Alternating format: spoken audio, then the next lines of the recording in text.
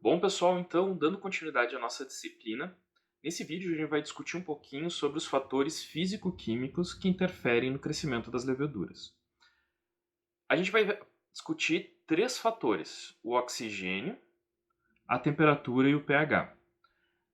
Existem mais outros fatores que interferem, por exemplo, o potencial osmótico, que estaria relacionado à concentração de sólidos solúveis.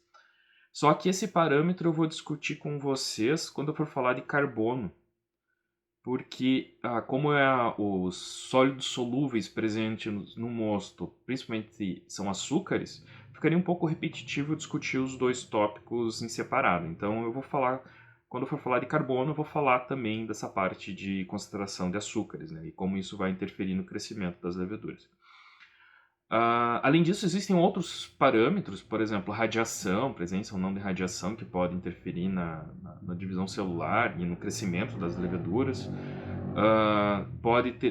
Existe também a dispersão de sólidos em suspensão no mosto, que vai interferir na formação de biogrânulos no mosto e também, daí, consequentemente, no crescimento da levedura.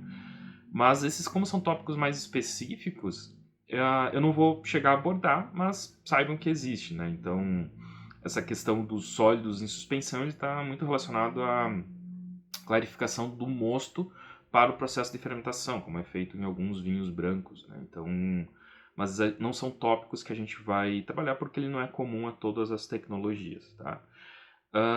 Mas esses três, a concentração de oxigênio, a temperatura e o pH, são os principais fatores que vão interferir no processo de fermentação.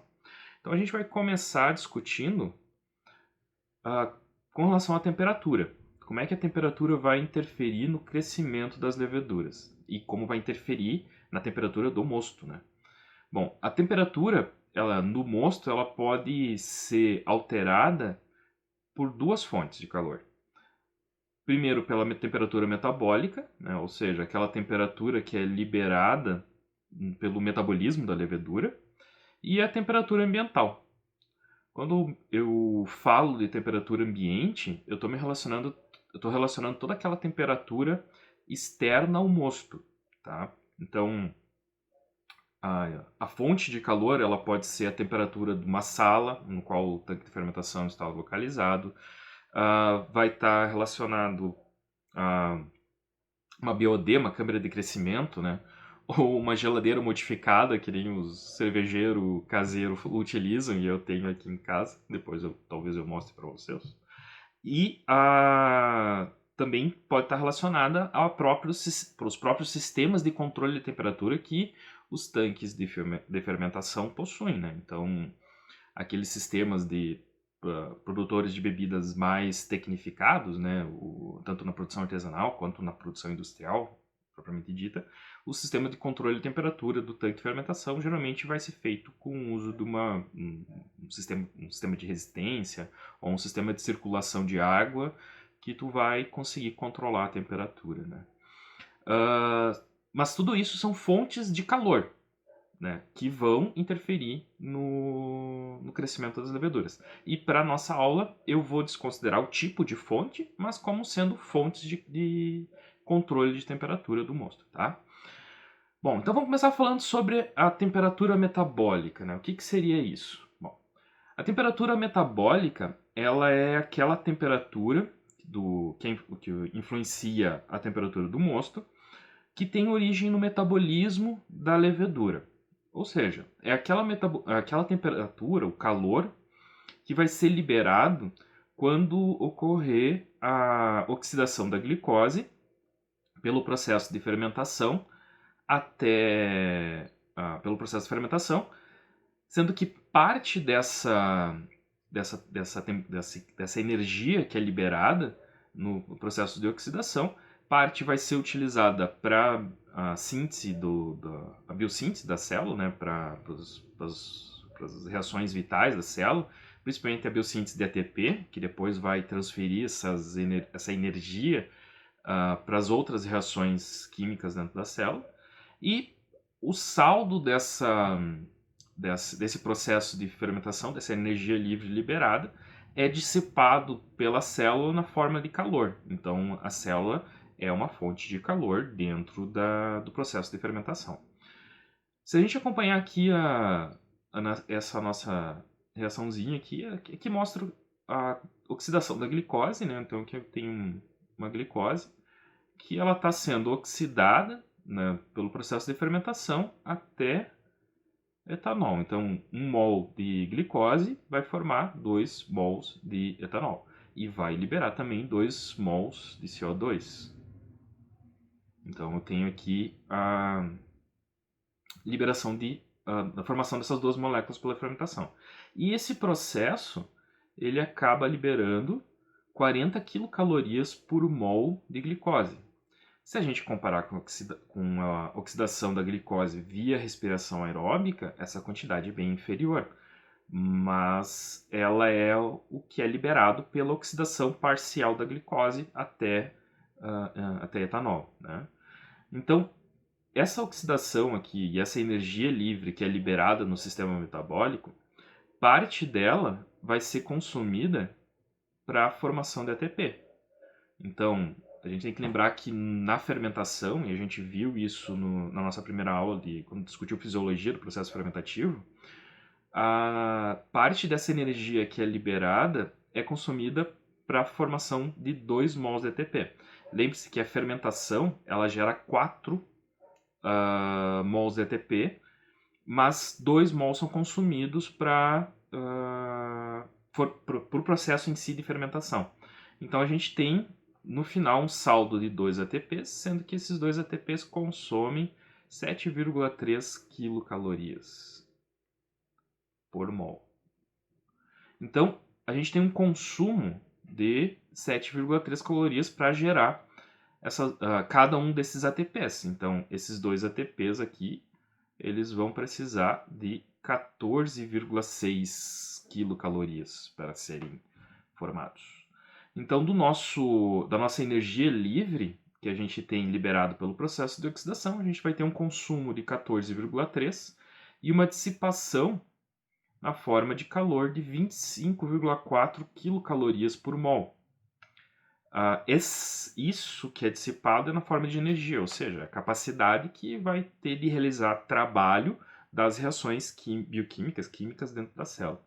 E a gente precisa lembrar que 1 mol aqui está relacionado à glicose, que seriam 180 gramas. Cada mol de glicose tem 180 gramas, convencionado aqui por nós por 1000 gramas. Eu vou fazer uma relação de grama por grama, mas poderia ser 1000 ml também, tá? Eu vou desconsiderar também aqui a densidade. Então, essas 25,4 quilocalorias são dissipadas na forma de energia, tá? E essa energia vai ser liberada para o meio na forma de calor, que vai interferir na temperatura do mosto, né? A gente pode até estimar essa quantidade de quanto de temperatura teria o incremento no momento que tivesse a liberação dessas 25,4 quilocalorias, utilizando a fórmula do calor específico, né? A gente pode ter uma certa ideia de como isso funciona, né? A fórmula do calor específico ela relaciona a energia que foi dissipada, né, esse Qzinho aqui, pela massa daquela produto, daquela substância, daquela matéria, daquilo que a gente está trabalhando, pelo produto com a variação do tempo. Então, a massa pelo tempo. Pela temperatura, desculpa, não é tempo. Eu posso reorganizar essa equação aqui para poder estimar, claro que de forma bem aproximada, quanto que seria a variação da temperatura. Então a gente pode ter uma noção disso. Bom, se o meu sistema ele libera 25,4 quilocalorias, né? Ou seja, 25.400 calorias, isso em 1 mol, que eu vou estar considerando 1000 gramas de mosto, né? Que aí eu não estou considerando só 180 gramas de glicose, e 1000 gramas de mosto. Lembrando que se eu tiver 1 mol de glicose numa solução, isso me daria uma concentração de 18%, né? Ou 18 Brix. Então, se eu tivesse um mosto de 18 Brix, nós teríamos aproximadamente essa essa concentração. E o calor específico de 1,64 aqui. Isso aqui é um valor aproximado, também um valor geral, que é utilizado para a produção de graspa, né? Então, seria mais ou menos o calor específico do mosto de uva, tá? Mas só para a gente ter uma ideia dessa relação, então, se eu fosse consumir num mosto que eu tivesse 18% de açúcar, ou 18 Brix, a liberação de energia seria de 23,8 graus Celsius. Eu teria liberando no sistema se eu consumisse todo o açúcar que eu tivesse no mosto. Então, a fermentação ela tem o potencial de liberar 23,8 graus Celsius, alterar, aumentar essa temperatura. Só que essa liberação ela não ocorre de forma instantânea. Então a gente tem que lembrar que existe uma curva de crescimento, né, no qual o processo de fermentação ele não ocorre de forma instantânea, né? Então ele vai ocorrer ao longo de um período de tempo. Aqui, esse período de tempo ali pode ser 10 dias, mais ou menos. Então,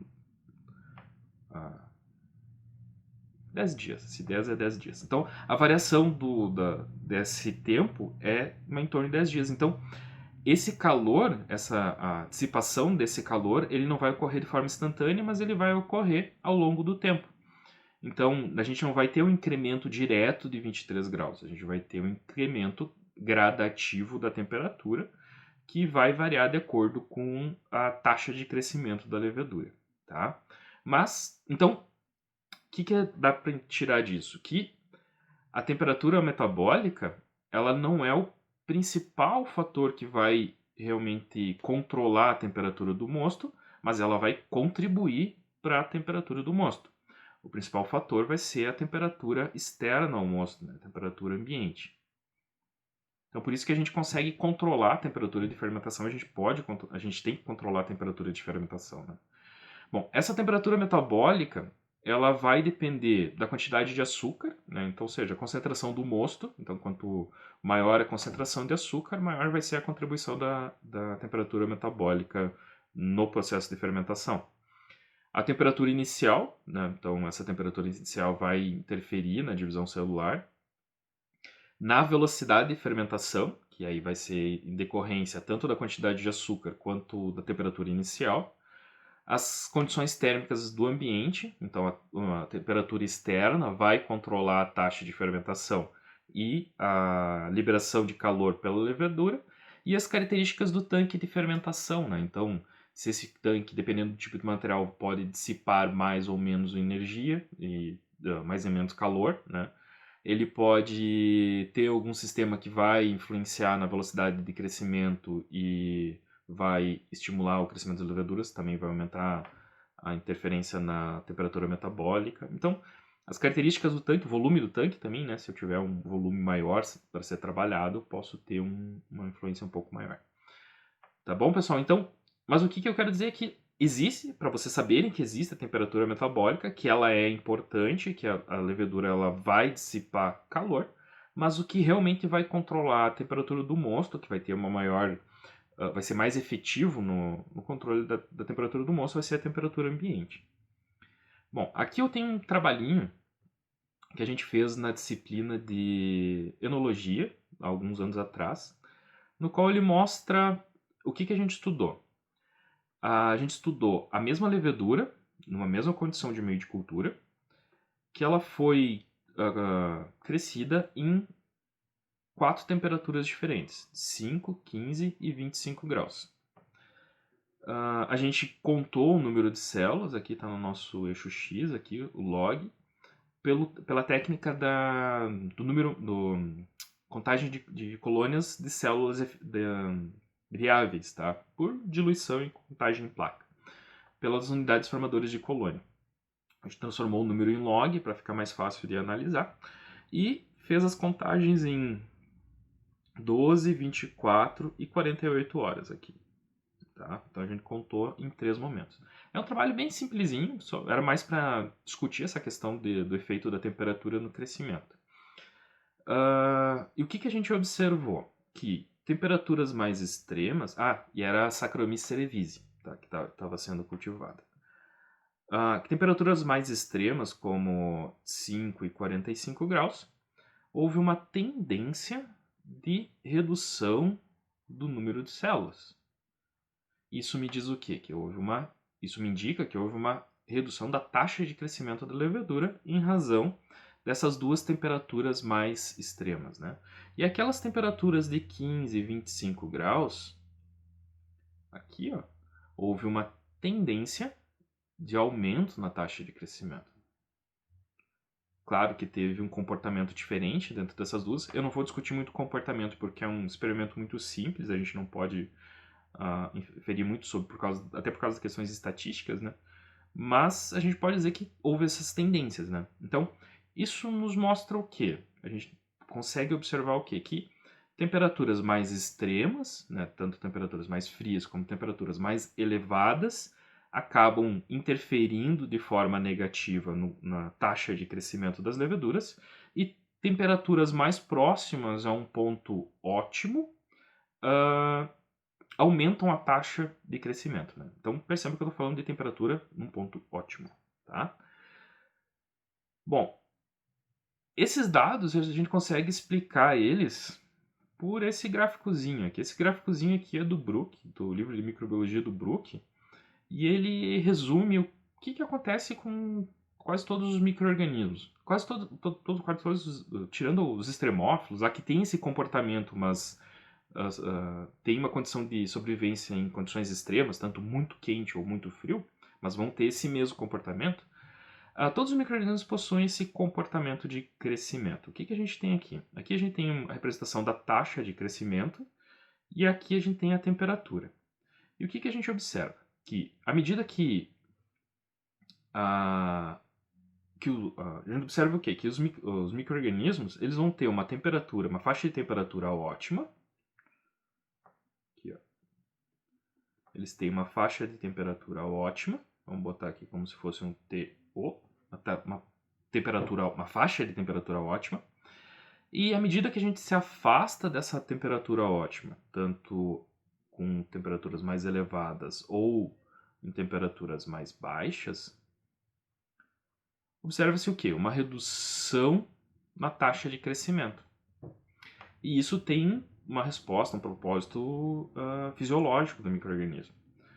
Nessa faixa de temperatura ótima aqui, onde que eu tenho uma condição melhor do crescimento da levedura, eu vou ter as maiores atividades enzimáticas. Isso me relaciona que eu vou ter o metabolismo mais ativo da célula. E isso corresponde a ter o maior crescimento, taxa de crescimento celular. Então, as células elas vão crescer mais rapidamente nessas condições de temperatura.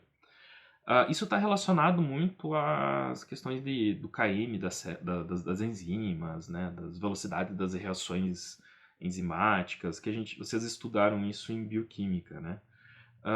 Então, isso explica esse comportamento da célula. No entanto, quando a gente passa dessa temperatura ótima para valores de temperaturas acima, a gente observa que existe uma queda brusca nas taxas de crescimento até uma temperatura máxima no qual o crescimento é limitado. Tá? Isso vai ocorrer por o quê? Porque gradativamente que eu vou aumentando a temperatura, eu vou passando de um limite no qual as proteínas vão conseguir manter a sua estrutura, a sua função biológica, né? Ou seja, manter as suas estruturas terciárias e quaternárias, então ela não vai conseguir manter essa estrutura.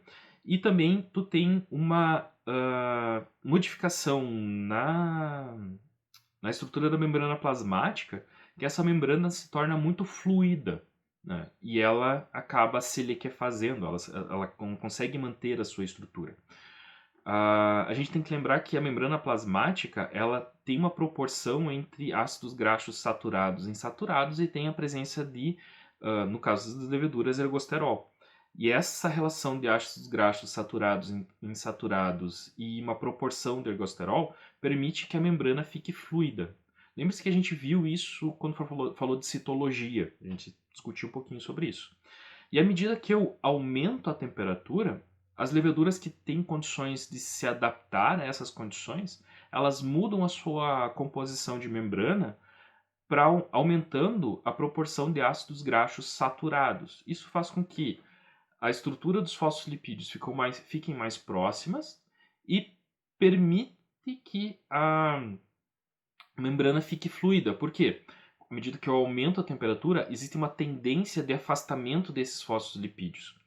E como os fosfolipídios saturados eles têm uma distância entre as moléculas menor, se eu comparar com os fosfolipídios insaturados, ele vai conseguir manter essa fluidez, né? E ele vai reduzir também a concentração de ergosterol também na membrana plasmática. Mas vai chegar um ponto que, mesmo substituindo, tendo essa substituição por lipídios saturados, a membrana plasmática não vai conseguir manter a sua estrutura porque a temperatura vai ser superior e vai ocorrer um afastamento desses fosfolipídios e eles não vão conseguir manter a estabilidade de membrana, então elas vão acabar se rompendo.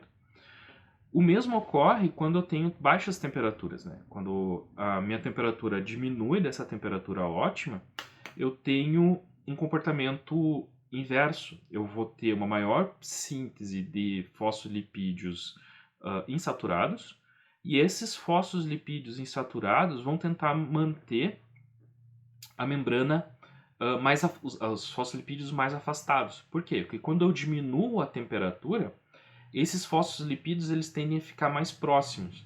Como os fosfolipídios insaturados eles têm aquele bracinho, aquela curvatura numa das perninhas do fosfolipídio, né? Ele tende a manter essas moléculas de fosfolipídio mais afastadas. Desculpa, eu bati na mesa. Mas só que vai chegar um ponto também que essa temperatura vai ser tão baixa que eu não vou conseguir manter a estrutura fluida da membrana plasmática e a membrana plasmática ela vai acabar se gelificando, tá? Vai acabar ficando uma consistência próxima a um gel. E isso acontece, quando isso acontece, não permite que ocorra as trocas, a absorção de nutrientes, né? Interfere também no funcionamento das bombas, né? Das permeases que estão na membrana plasmática e permite a absorção de nutrientes. E vai chegar um ponto que essa estrutura vai se tornar tão rígida, tão gelificada, tão mais sólida, que ela vai também começar a romper. Né? Então, rompe-se tanto as membranas internas quanto as membranas externas e todo o conteúdo celular acaba se extravasando. Isso me diz o quê? Que a célula acaba morrendo.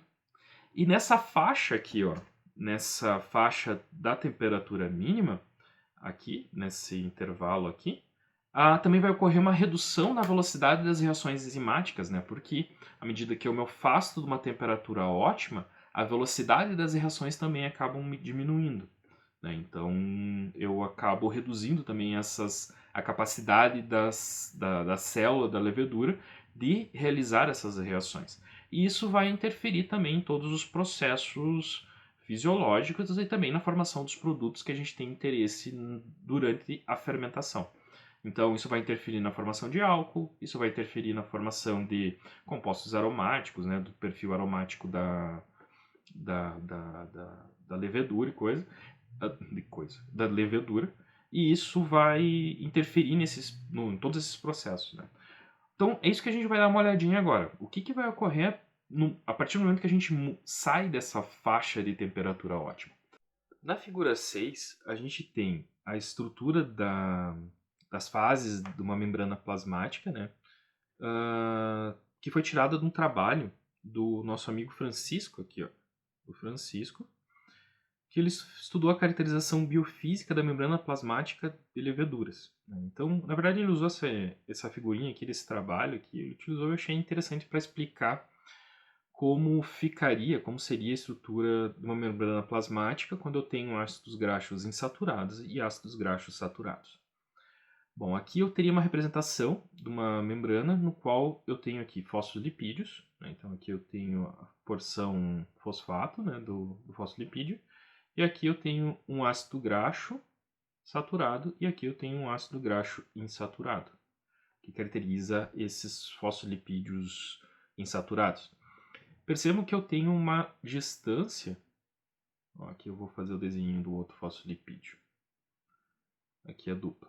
Perceba que eu tenho uma distância entre esses fosfolipídios aqui. Então, quanto maior o grau de insaturação que eu tiver na membrana plasmática, maior vai ser a distância que eu vou ter de um fosfolipídio para o outro e maior vai ser a fluidez dessa membrana plasmática.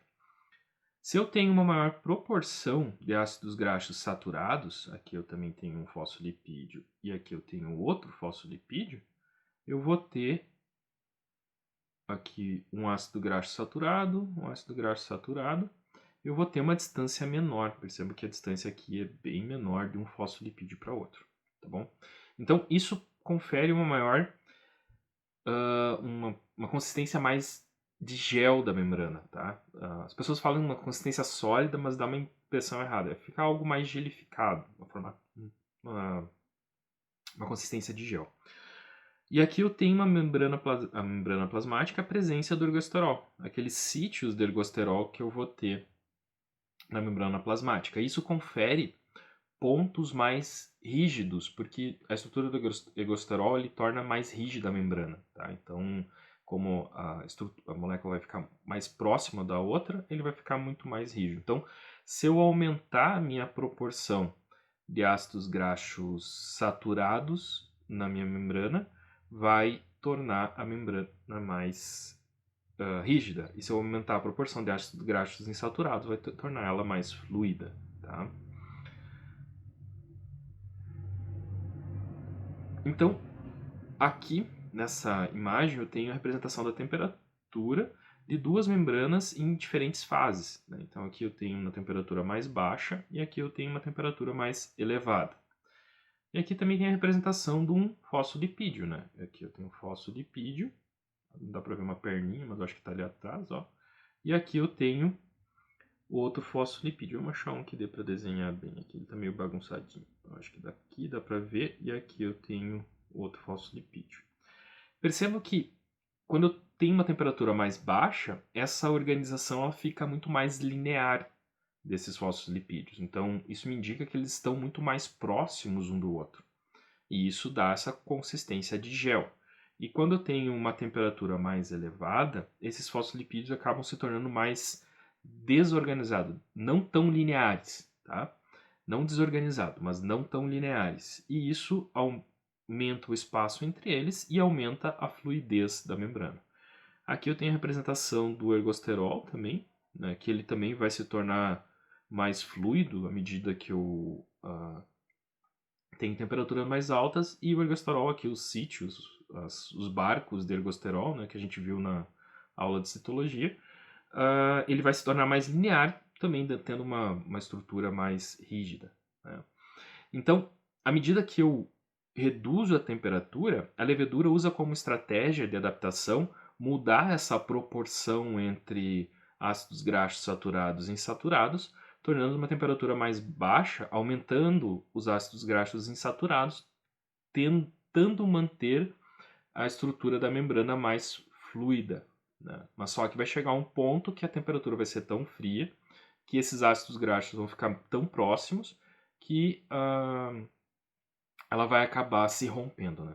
E à medida que eu aumento a temperatura, eu vou diminuir a proporção de ácidos graxos insaturados, aumentar a concentração de ácidos graxos saturados e na tentativa de tornar mais próxima esses fosfolipídios para manter essa estrutura fluida. Mas vai chegar um ponto que essa membrana vai se liquefazer. Tá bom? Então, isso é uma estratégia de adaptação. E essa adaptação ela vai mudar de acordo com a espécie, vai mudar de acordo com a cepa de levedura. Aqui eu trago como exemplo duas espécies de leveduras. Aqui a Saccharomyces pastorianus, que é produto do cruzamento da Saccharomyces cerevisiae com a Eubaianus. Né? Então, ela é resultado desses dois cruzamentos. E ela é utilizada para a produção de cerveja lager. E aqui eu tenho a Saccharomyces cerevisiae, né? Nossa velha amiguinha Saccharomyces cerevisiae, que ela é utilizada para produção de cerveja ale, utilizado para produção de vinho, utilizado para produção de hidromel, espumante, boa parte das nossas bebidas. Então, se a gente for comparar as duas, o que a gente percebe? Que a Saccharomyces pastorianus, aqui, ela tem uma capacidade de sobreviver a uma temperatura mais baixa. E a Saccharomyces cerevisiae, algumas cepas, claro, ela tem a capacidade de sobreviver a temperaturas maiores que 35. Então, tanto que a Saccharomyces pastorianus ela é classificada como sendo uma mesófila criotolerante. Por quê? Porque ela tem uma temperatura ótima de crescimento, na faixa dos 25 a 30 graus Celsius. No entanto, ela tem uma faixa de possível crescimento, que ela consegue se adaptar, sobreviver e mantém taxa de crescimento positiva, né? Consegue se dividir a temperaturas mais baixas.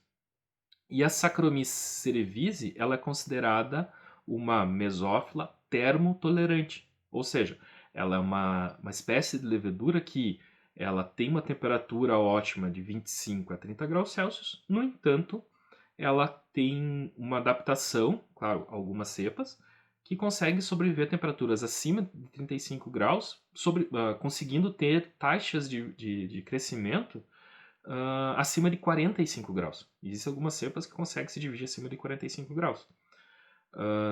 Então, isso mostra que eu tenho duas espécies com estratégias de adaptação diferentes. Né? Então, uma consegue se dividir, crescer e ter taxas de crescimento, temperaturas menores, e a outra em temperaturas maiores.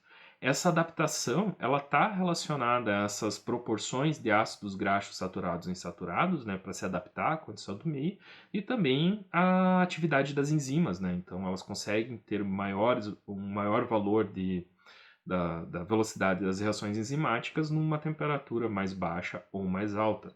Mais baixa na condição da Saccharomyces pastorianus e mais alta na Saccharomyces cerevisiae. Percebam também aqui que eu tenho o ótimo dela, quando eu falo, isso aqui está relacionado à taxa de crescimento. Tá? Então, eu vou ter a maior crescimento das duas no mesmo intervalo de temperatura. Tá?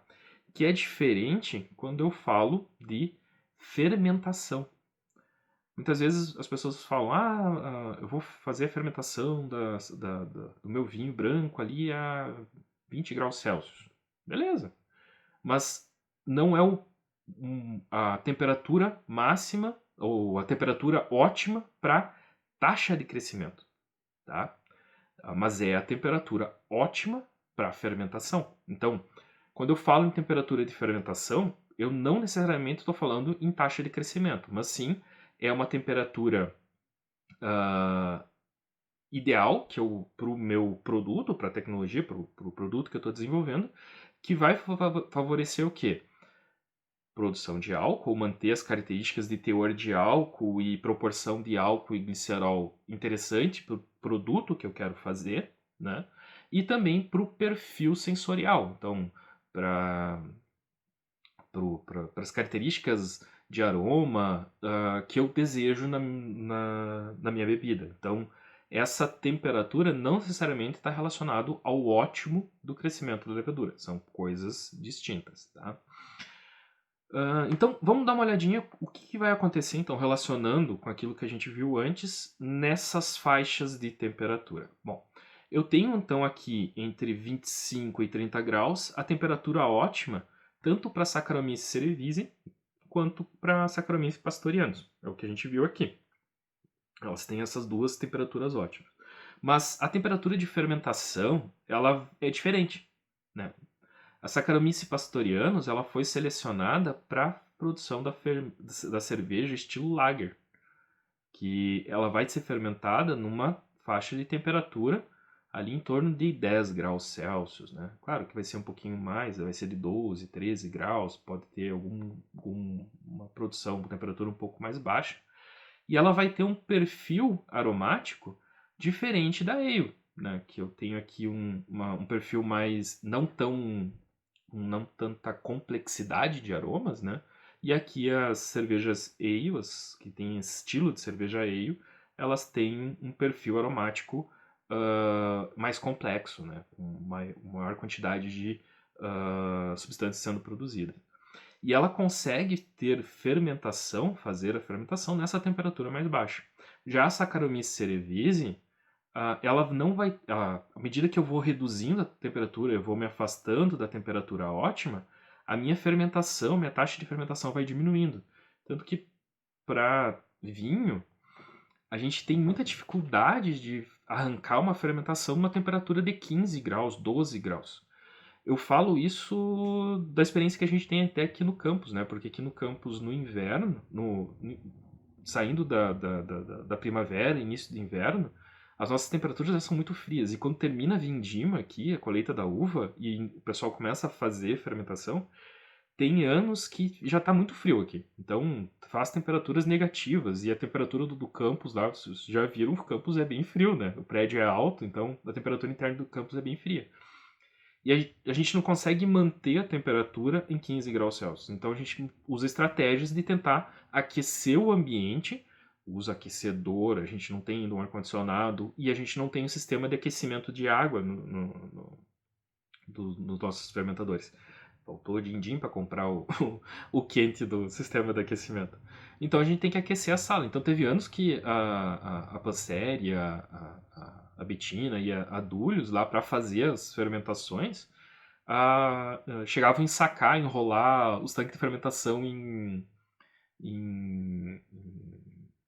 cobertor e ligar o aquecedor direto, né? Esse ano a gente já teve um período de vindima mais quente, a gente conseguiu ter temperaturas maiores de 15 graus Celsius e ocorreu a fermentação. Só que isso vai mudar completamente o perfil aromático dos nossos vinhos. Muda completamente as características sensoriais do vinho, tá? Se a gente for pegar por orientações gerais de fermentação, se a gente for pegar, por exemplo, uma cerveja lager, que a gente vai fermentar em torno de 10 graus Celsius, a ale vai fermentar em torno de 20, né? De 16, 17, 18 a 20, 22 graus Celsius ali. Tem estilos que vão mudar. E tu vai mudar essa faixa de temperatura de acordo com o perfil aromático que tu quer atribuir a esse produto, a essa bebida. Isso quer dizer o quê? Que essa faixa de temperatura vai mudar o quê? O metabolismo secundário e a formação de ésteres, a formação de álcools superiores, né? Tanto de ésteres e tipo de éster, quanto a formação de álcool superior. E o mesmo vai acontecer com a diferenciação entre vinho branco e vinho tinto, né? O vinho branco, a gente vai fermentar ali numa faixa de 18 a 20 graus Celsius, né? Nesse intervalo aqui, ó. Eu tentei manter em escala esses quadradinhos aqui, tá? De 18 a 20 graus Celsius eu vou ter a fermentação do vinho branco. Isso aqui vai me dar um perfil, características de um vinho branco. Mas se eu fermentar 18 e fermentar 20, eu vou ter características diferentes entre eles. Então aqui eu vou ter proporções diferentes de éster e de álcool superior entre um ponto e o outro. O mesmo vai ocorrer com vinho tinto, né? Então aqui eu vou ter mudanças na proporção a gente vai ver a proporção de etanol e de glicerol, vai mudar essas proporções. E se eu comparar aqui o vinho branco do vinho tinto, também eu vou ter uma mudança nessa proporção de etanol e glicerol. E também o perfil de aromas aqui vai ser diferente, né? Eu vou ter outros aromas sendo formados a partir da levedura, né? Claro que eu estou desconsiderando aqui aqueles compostos que são disponibilizados a partir do tipo da uva, tá? Eu estou aqui só considerando o perfil da levedura, tá? E isso vai estar relacionado totalmente à adaptação da levedura a essa condição de temperatura, né? Como a gente viu, à medida que a gente diminui a temperatura, a gente vai ter uma mudança na membrana plasmática, a gente vai ter uma mudança na proporção dos ácidos graxos saturados e insaturados, e a gente vai ter um acúmulo de ergosterol. E esses perfis aromáticos, essa adaptação aqui, vai estar tudo relacionada a essa mudança, a essa adaptação a essa condição de meio. Porque o produto dessa mudança da proporção entre ácidos graxos saturados e insaturados, a formação de ergosterol, isso vai influenciar tanto na formação de álcool superior quanto na formação de esteróis, tá? Como a gente viu, então vai chegar um ponto da temperatura que eu vou ter rompimento celular e eu vou ter uma membrana muito pouco fluida e eu vou ter uma interferência também na absorção de nutrientes e nas taxas de fermentação. Só que, como a gente viu, essa levedura aqui, ela é adaptada a essas condições de temperaturas mais baixas. Isso é bem interessante, né? Se eu tenho temperaturas mais próximas da temperatura ótima aqui, ó, o que vai acontecer? O que vai acontecer? Aqui eu vou ter um aumento na velocidade de fermentação, um aumento na taxa de divisão celular e uma maior demanda por NAD mais dentro da célula. Então eu vou aumentar a biossíntese celular e isso vai em razão da maior taxa de divisão celular e a maior produção de biomassa celular. Então a célula, para se dividir, ela vai demandar mais NAD.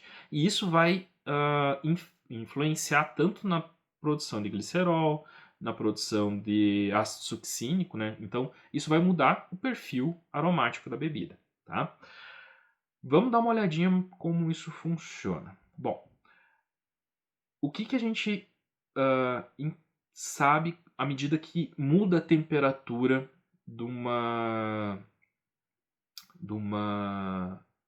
da fermentação, tá?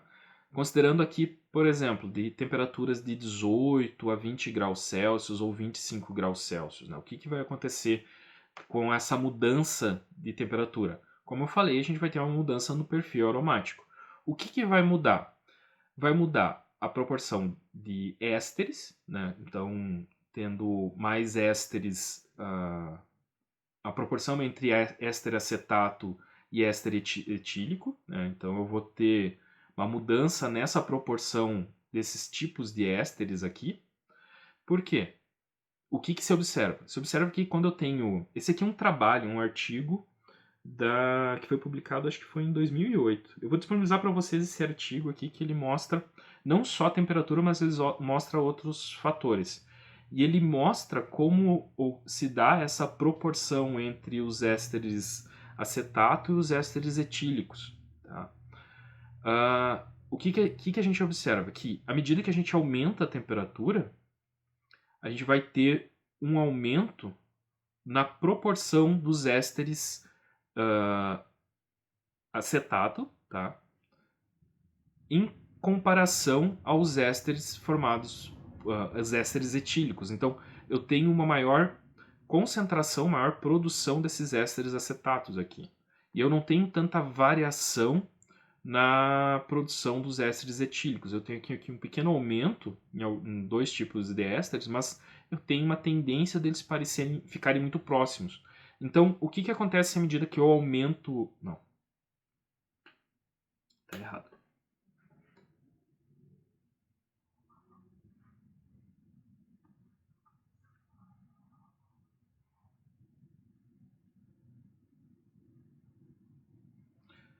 Bom, então, à medida que eu mudo a temperatura, eu vou ter uma mudança no perfil de aromas. E esse perfil de aromas ele está muito relacionado à proporção que eu tenho de ésteres e de álcools superiores.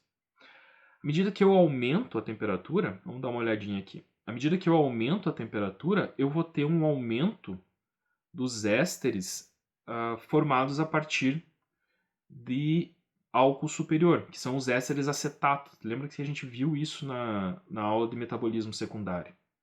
Então, à medida que eu aumento a temperatura, ocorre uma maior biossíntese de álcool superior, e esse álcool superior ele vai ter que ser metabolizado dentro da célula de alguma forma.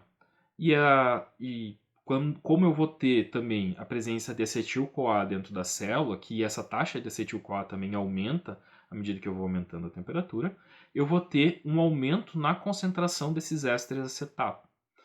E à medida que eu aumento a temperatura, se observa uma pequena variação apenas dos ésteres etílicos, que são formados a partir dos ácidos graxos de cadeia média. Então, esse fenômeno é explicado nesse artigo aqui. Eu vou disponibilizar para vocês. É um artigo de 2008 e ele testa diferentes condições para avaliar como ocorre, o que acontece com um éster etílico. Por quê? Porque sempre se estudou muito os ésteres acetatos, formados a partir dos álcools superiores. E nunca se estudou muito os ésteres etílicos. Então, de alguns anos para cá, vem se estudando isso, e tem alguns trabalhos que já mostram isso. E o que ele observou nesse trabalho na produção de éster etílico e éster acetato?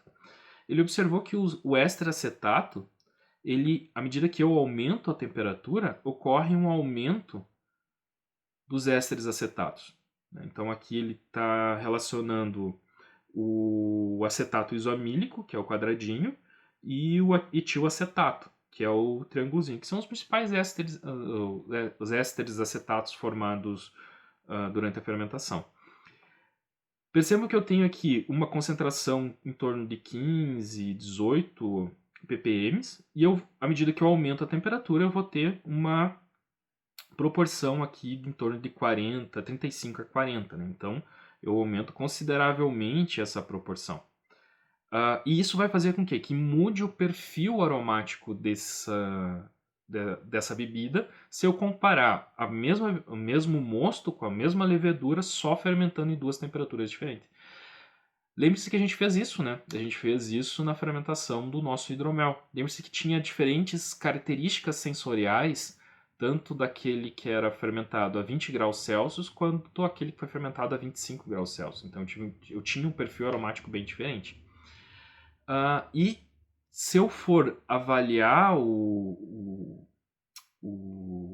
os ésteres etílicos, né, formados a partir de ácidos graxos de cadeia média, o que eu observo? Que eu tenho um aumento nesses dois grupos aqui de tipos de ésteres, né, que é o etilhexonato e o etiloctonato, né, que eles também vão dar um perfil aromático. E eu tenho uma redução no etilhexonato, que é esse aqui de cima. Tá? Então eu tenho uma redução desse tipo de éster aqui. Isso vai fazer o quê? Que eu tenha um perfil aromático diferente. Então eu vou ter uma maior concentração desses dois e eu vou ter uma redução da concentração desse aqui. Então vai mudar a proporção entre eles e as características sensoriais vão mudar em razão disso. Tá bom? Então, a temperatura vai influenciar nessa composição aromática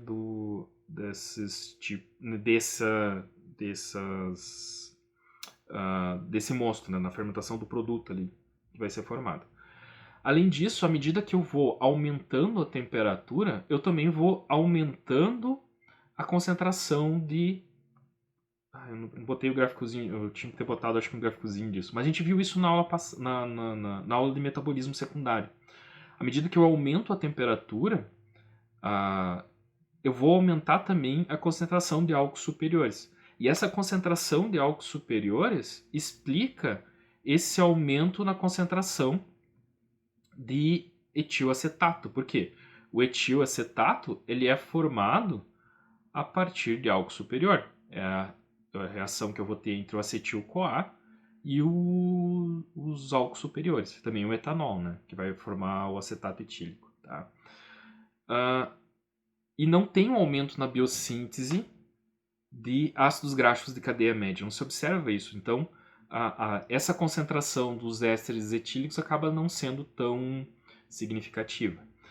Bom, esses álcools superiores, então, eles vão aumentar à medida que eu aumento a temperatura de fermentação. E isso ocorre porque tem trabalhos que mostram que nessa revisão que eu disponibilizei para vocês explica isso. À medida que eu aumento a temperatura, aumenta a ação das permeases que absorvem aminoácidos para a célula. E aumentando a atividade dessas permeases, aumenta a concentração desses aminoácidos no interior do citosol e vai aumentar as reações tanto de transaminação e descarboxilação para que o grupamento amina seja utilizado para a biossíntese de aminoácidos dentro da célula, para fazer proteínas, para formação de aminoácidos, depois vai fazer proteínas, produção de enzimas.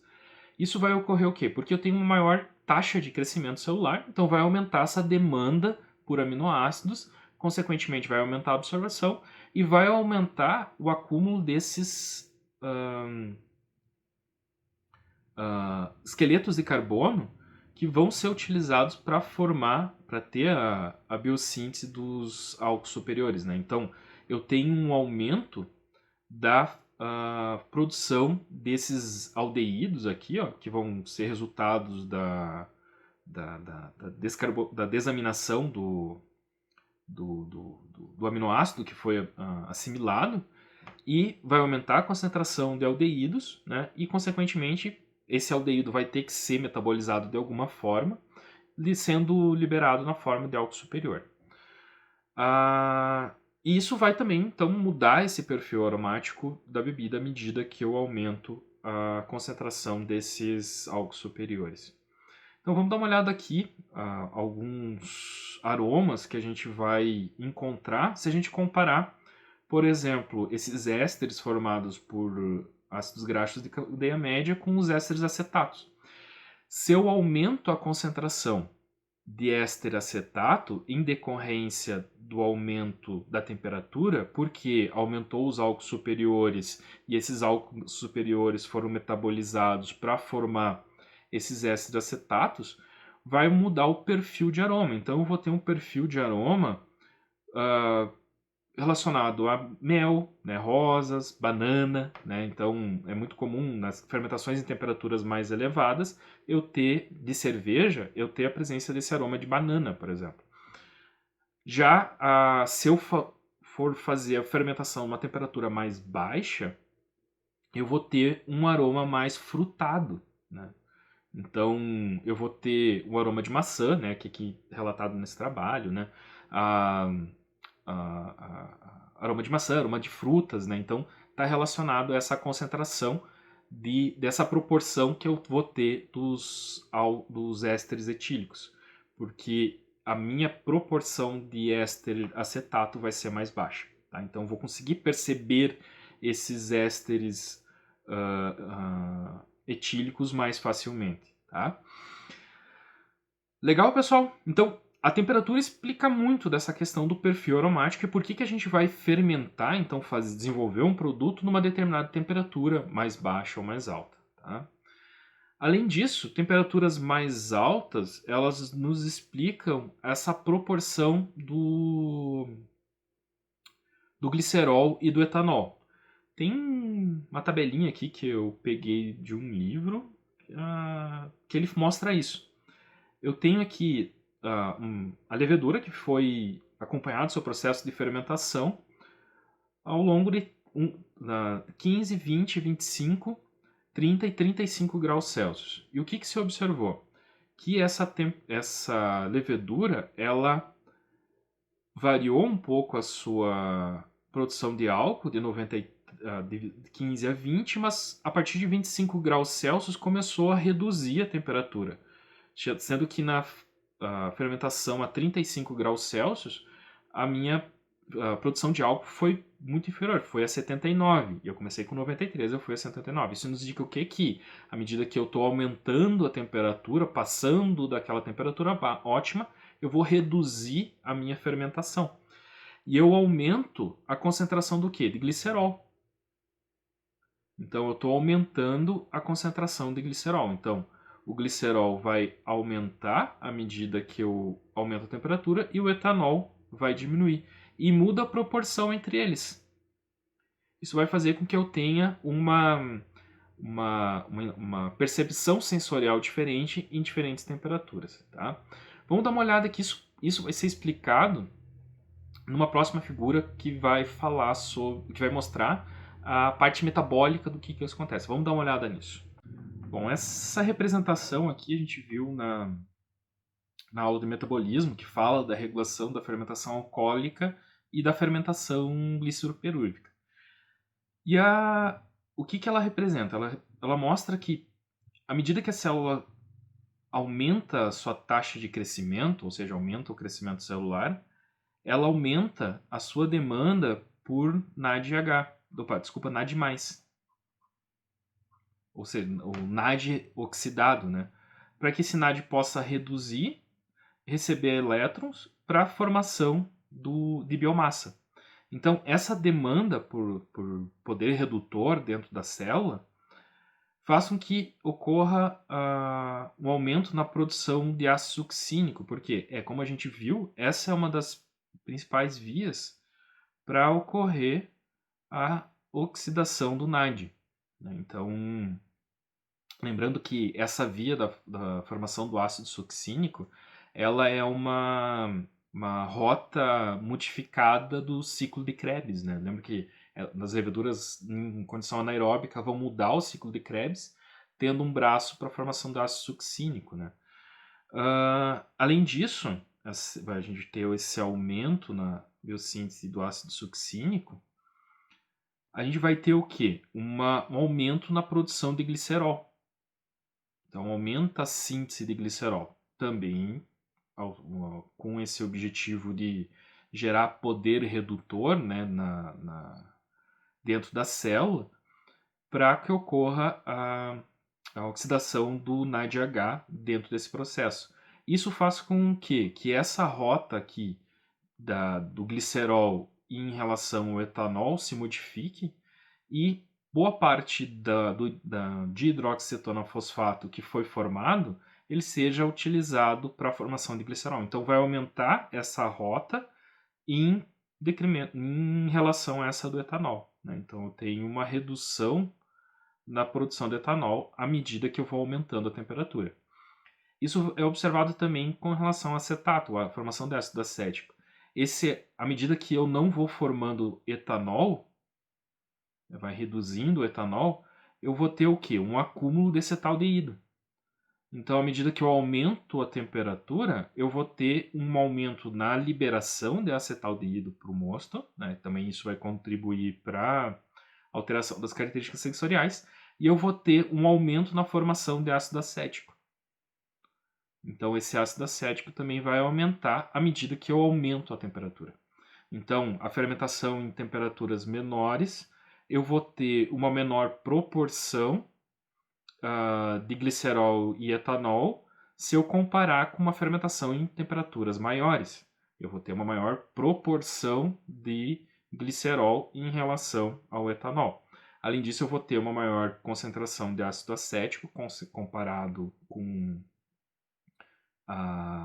uma fermentação a uma temperatura um pouco mais baixa, e eu vou ter um maior acúmulo de ácido succínico, né? Então, comparado a também uma fermentação mais baixa.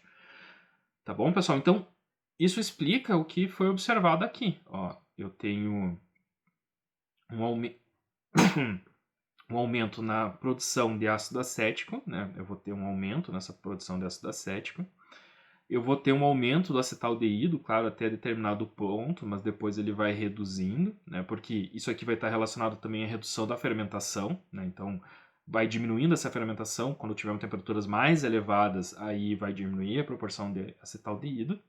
E o ácido succínico também ele vai ter um pico ali em torno de 25, 30 graus. Eu tenho esses aumentos aqui, mas depois ele vai reduzir, ter a tendência de reduzir essa concentração de ácido succínico.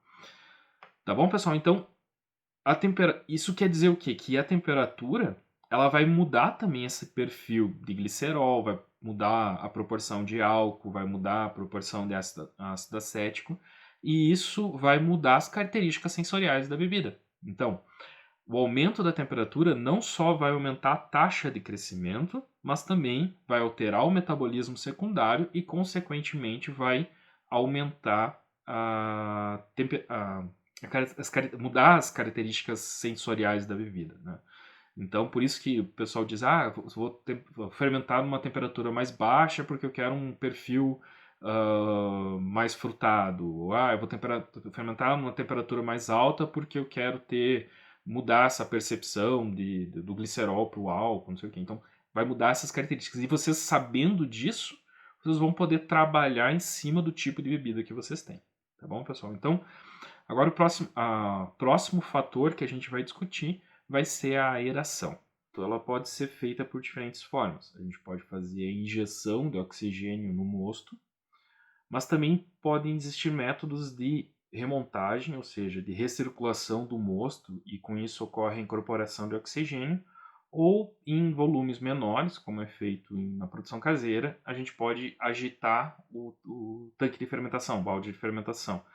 Isso vai fazer com que ocorra oxigênio dissolvido no mosto, e esse oxigênio ele vai ser utilizado pela levedura para dois propósitos. Primeiro, ele vai ser utilizado para síntese de ergosterol.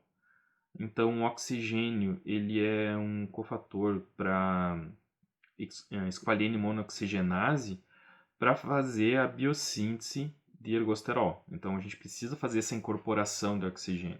Lembrando que a gente está num estado anaeróbico, então a levedura ela vai fazer fermentação e não iria utilizar esse oxigênio para fazer a respiração.